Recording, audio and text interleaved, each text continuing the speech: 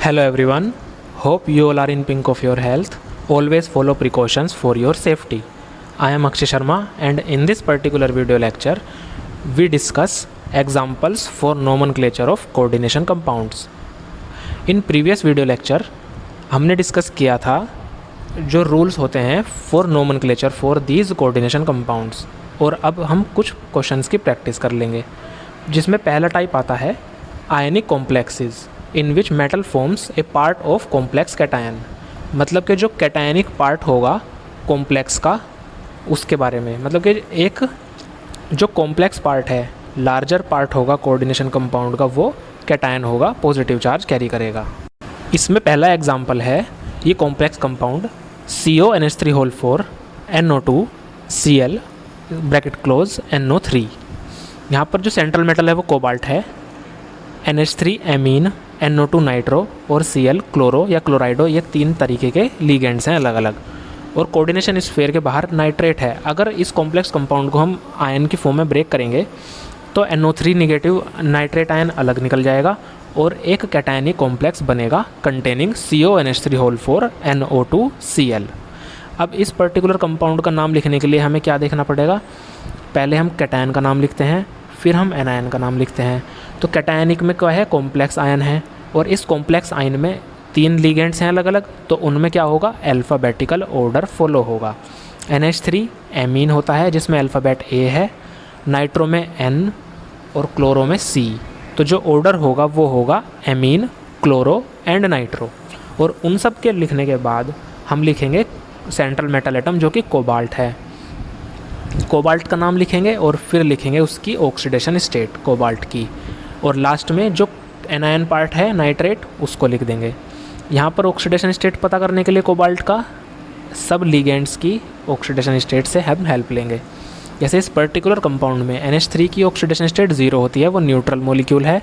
NO2 1 negative होता है, Cl 1 negative होता है और नाइट्रेट भी 1 निगेटिव। तो टोटल चार्ज आया -1 इक्वल टू -3, और उसको दूसरी साइड ले जाएंगे तो वो होगा +3। तो कोबाल्ट की ऑक्सीडेशन स्टेट यहाँ पर है +3, तो इसको रोमन लैंग्वेज में 3 से हम डिनोट करेंगे और नाम बनेगा tetraammine chloro nitro cobalt 3 nitrate.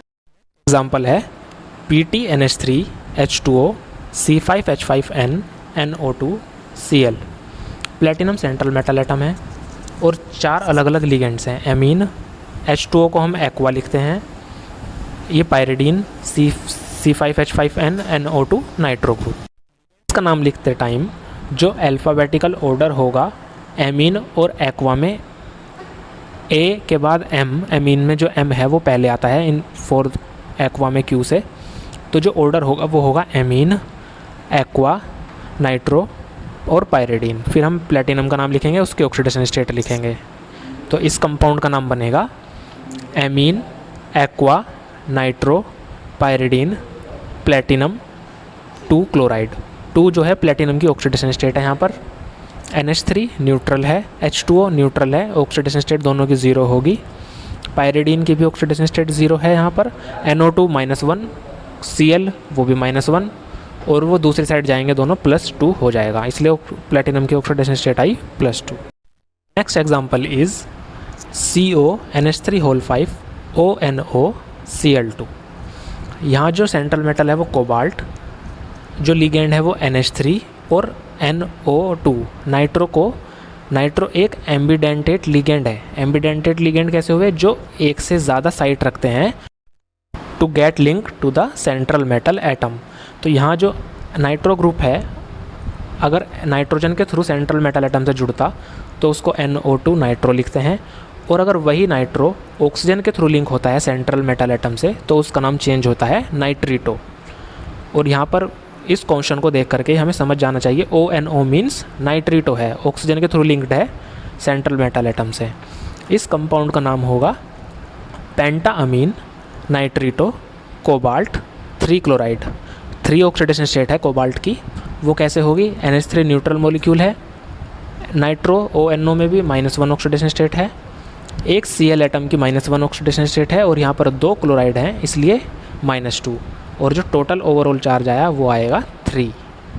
तो इस तरह से इस कंपाउंड का नाम होगा पेंटाअमीन नाइट्रेटो कोबाल्ट 3 क्लोराइड।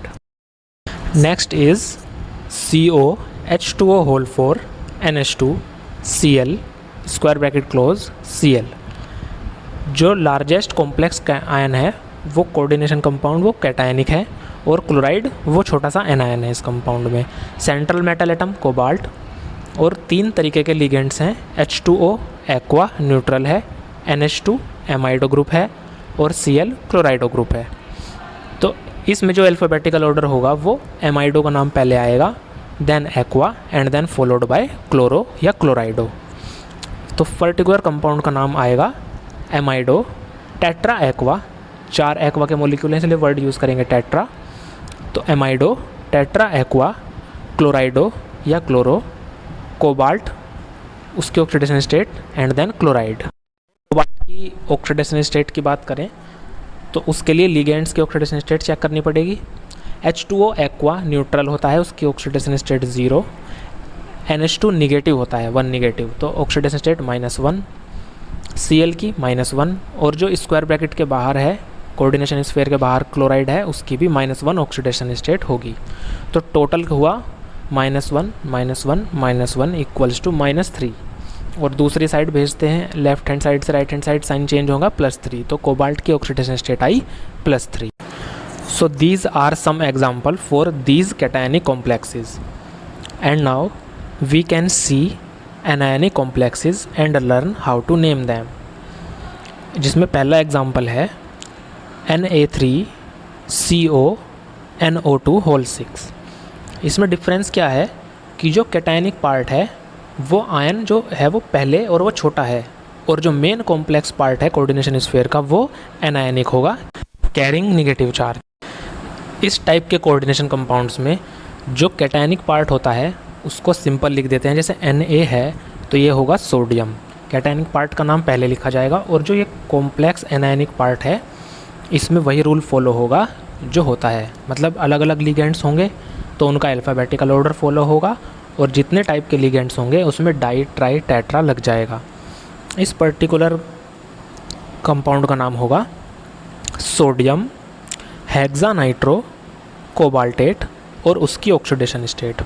अब यहाँ जो मेटल है, मतलब जो सेंट्रल मेटल एटम है, उसमें कोबाल्ट ना लिख करके कोबाल्टेट लिखा गया। ऐसा क्यों है? क्योंकि रूल में ये होता है जो निगेटिव पार्ट होता है उसमें लास्ट में ATE8 लगा देते हैं मेटल आयन के नाम में, इसलिए यहाँ पर ये कोबाल्टेट हुआ, और उसकी ऑक्सीडेशन स्टेट हुई 3। वो कैसे हुई? वो इस तरह से, जो Na है वो आयनिक फॉर्म में होता है Na पॉजिटिव, तो यहाँ पर 3 सोडियम है तो टोटल चार्ज बना +3, और जो नाइट्रेट है उसका ऑक्सीडेशन चार्ज होता है -1, और ये 6 हैं तो टोटल चार्ज हुआ -6। तो ओवरऑल +3 -6 मिला करके आया -3, और उसको दूसरी साइड भेजेंगे अदर साइड तो उसका चार्ज हो जाएगा +3। So cobalt has +3 oxidation state here. Next example is K3Al(C2O4) whole thrice. यहाँ पोटेशियम, एल्यूमिनियम और C2O4 ऑक्सलेट है। तो जो ऑक्सलेट जो है वो डाइडेंडेट लिगेंड होता है। डाइडेंडेट मतलब oxalate can attach through 2 oxygen atoms to the central metal ion. तो यहाँ पर जो ऑक्सलेट, एक ऑक्सलेट का मॉलिक्यूल है वो 2 ऑक्सीजन के थ्रू जुड़ जाएगा टू द एल्यूमिनियम, और इसी तरह से जो 3 ऑक्सलेट हैं वो 2-2 करके जुड़ जाएंगे एल्यूमिनियम से। तो एल्यूमिनियम की यहाँ कोऑर्डिनेशन नंबर होती है 6 ना कि 3। सो फॉर द नेमिंग के, जो पोटेशियम है वो आयनिक फॉर्म में +1 होता है, तो K3 है तो टोटल चार्ज यहाँ हुआ +3, और ऑक्सलेट का जो चार्ज होता है वो होता है -2, और 3 ऑक्सलेट हैं तो टोटल चार्ज होगा -6। तो ओवरऑल जो चार्ज आएगा, अगर एल्यूमिनियम की ऑक्सीडेशन स्टेट X है तो एल्यूमिनियम की ऑक्सीडेशन स्टेट कैलकुलेट होकर के आएगी +3। सो इस कंपाउंड का नाम होगा पोटेशियम ट्राईऑक्सलेटो एल्यूमिनेट 3। ऑक्सलेट एक निगेटिव एनायन है, निगेटिव लिगेंड है, तो हमने रूल में पढ़ रखा है जो निगेटिव या निगेटिवली चार्ज लिगेंड होते हैं तो उनके नाम के लास्ट में हम सफिक्स में O लगा देते हैं, इसलिए oxalate changes to oxalato, and the complex ion is negatively charged तो इसीलिए एल्यूमिनियम ना लिख करके हमने लिखा aluminate. So it is the rule for naming these type of compounds. Next example is Na2FeCN5NO। जो कोऑर्डिनेशन स्फेयर है उसमें सेंट्रल मेटल एटम आयरन, उसके साथ दो अलग अलग लिगेंड्स हैं। NO जो ग्रुप है उसको नाइट्रोसो बोलते हैं, नाइट्रोसो या नाइट्रोसिल। और CN जो है वो साइनो लिगेंड है। CN जो है -1 चार्ज कैरी करता है और NO भी -1 चार्ज कैरी करता है। सो इस पर्टिकुलर कंपाउंड का नाम लिखने के लिए हमें पहले तो आयरन की ऑक्सीडेशन स्टेट कैलकुलेट करनी पड़ेगी। इसलिए सभी लिगेंड्स जो चार्ज कैरी करते हैं उसके बारे में देखते हैं। Na जो है +1 चार्ज कैरी करता है, CN वो -1 चार्ज कैरी करता है, और NO जो है वो निगेटिवली चार्ज नहीं होता, वो न्यूट्रल होता है या फिर पॉजिटिव चार्ज कैरी करता है। So here NO is neutral and have oxidation state of 0 या 0 चार्ज। तो जो ओवरऑल ऑक्सीडेशन स्टेट की बात है आयरन की वो निकलेगी सोडियम की तरफ से तो +2, CN -1 है तो 5 CN है, मिल करके -5 चार्ज बनाएंगे, और NO 0 है तो टोटल हुआ -3, और -3 को अदर साइड भेजेंगे तो वो आएगा +3। So here iron has +3 oxidation state. तो इस कंपाउंड का नाम हो जाएगा sodium pentacyano nitrosyl ferrate 3। NO nitrosyl लिखा गया, और साइनो ग्रुप जो है मतलब 5 थे इसलिए पेंटा वर्ड यूज़ हुआ। और चूँकि जो कोऑर्डिनेशन स्फीयर है वो नेगेटिवली चार्ज है इसलिए आयरन ना लिख करके हमने यहाँ फेरेट लिखा है ATE की फॉर्म में। सो this is the name for this particular compound. अब जो नेक्स्ट एग्जांपल है इसे ध्यान से समझना। NH4 whole thrice CrNCS whole 6। NH4 ammonium ion है, क्रोमियम सेंट्रल मेटल एटम है, और NCS एक डाइडेंटेट लिगेंड है, यहाँ भी एम्बिडेंटेट। इसका नाम होगा थायोसाइनेटो। ये SCN होता है, तो थायो वर्ड यूज़ करते हैं हम सल्फ़र के लिए। तो SCN अगर मतलब ये जो लिगेंड है ये सल्फ़र के थ्रू लिंक होगा क्रोमियम से तो इसको बोलेंगे थायोसाइनेटो। पर अगर ये NCS लिखा है इसका ये मतलब है नाइट्रोजन के थ्रू लिंक्ड है ये क्रोमियम से, तो इस टाइम इसका नाम होगा आइसोथायोसाइनेटो। तो ये डिफरेंस था इसमें। ये एक एम्बिडेंटेट का एग्जांपल है, जैसे CN साइनो ग्रुप होता है वो भी एक एम्बिडेंटेट लिगेंड होता है, और NO2 नाइट्रो भी एम्बिडेंटेट लिगेंड है। तो इस पर्टिकुलर कंपाउंड का नाम लिखने के लिए हमें क्रोमियम की ऑक्सीडेशन स्टेट चाहिएगी। उसके लिए हम करते हैं NH4 हमें दे देगा +1 ऑक्सीडेशन स्टेट, और NCS कैरी करता है -1। तो ओवरऑल NH3 से आया +3 चार्ज, क्रोमियम की ऑक्सीडेशन स्टेट हमने X मान ली, और NCS से टोटल चार्ज आया -6। तो ओवरऑल क्रोमियम की ऑक्सीडेशन स्टेट आएगी +3। इस पर्टिकुलर कंपाउंड का नाम होगा ammonium hexa isothiocyanato chromate 3। Hexa 6 NCS के मॉलिक्यूल हैं इसलिए लगा, और आइसोथायोसाइनेटो NCS का नाम है। और जो कि ये जो कोऑर्डिनेशन स्फीयर वो नेगेटिवली चार्ज्ड है, एनायन है, इसलिए क्रोमियम ना लिख करके हमने लिखा है chromate.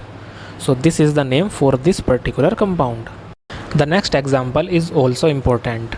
Take a look on this Na2NiEDTA। ये जो EDTA है ये एक टेट्रावेलेंट लिगेंड है, यानी कि 4 साइड से जुड़ता है, जिसकी फुल फॉर्म है इथाइलिन डायमीन टेट्रा एसीटेट। इसमें 4 एसीटेट के ग्रुप जुड़े हुए हैं, और हर एक एसीटेट जो है वो ऑक्सीजन के थ्रू लिंक्ड होता है to the central metal atom, और वो हर एक एसीटेट ग्रुप कैरी करता है -1 चार्ज। तो यहाँ पर जो EDTA है वो टोटल -4 चार्ज कैरी करता है। तो इस पर्टिकुलर कंपाउंड का नाम लिखने के लिए हमें क्या होगा, निकल की ऑक्सीडेशन स्टेट पता करनी होगी। उसके लिए Na2 से हमें टोटल चार्ज मिलेगा +2, क्योंकि एक सोडियम +1 कैरी करता है, और EDTA से हमें मिलेगा -4 टोटल चार्ज। तो इससे निकल की ऑक्सीडेशन स्टेट आई +2। So this compound has name sodium ethylene diamine tetra acetato nickelate 2। ये जो लिगेंड है वो नेगेटिव चार्ज कैरी कर रहा है, इसलिए एसीटेट न लिख करके लास्ट में एसीटेटो कर दिया, O ऐड कर दिया सफिक्स में। और जो EDTA है इसको हम नेमिंग में इथाइलिन डायमीन टेट्रा एसीटेटो पूरा ना लिख करके EDTA भी लिख सकते हैं शॉर्ट फॉर्म में। तो निकिल, चूँकि ये जो कोऑर्डिनेशन स्फीयर पूरा का पूरा नेगेटिव चार्ज कैरी कर रहा है, इसलिए निकिल ना लिख करके इसको लिखा निकलेट और रोमन वर्डिंग से इसकी +2 ऑक्सीडेशन स्टेट लिख दी। तो ये थे एनायनिक कॉम्प्लेक्स के नोमेनक्लेचर के कुछ एग्जाम्पल, और आप अपनी खुद की प्रैक्टिस के लिए इनको और इम्प्रूव कर सकते हैं। उसके लिए मैं आपको ये एक्सरसाइज प्रोवाइड कर रहा हूँ और साथ में इसके आंसर भी, so that you can practice and perfect these rules. अब जो नेक्स्ट वीडियो होगी वो होगी ब्रिज्ड कॉम्प्लेक्स कंपाउंड्स के नेमिंग, उनके रूल्स किस तरह होंगे और उनके कुछ इंपॉर्टेंट एग्जांपल्स के लिए। Till then, all the best and take care.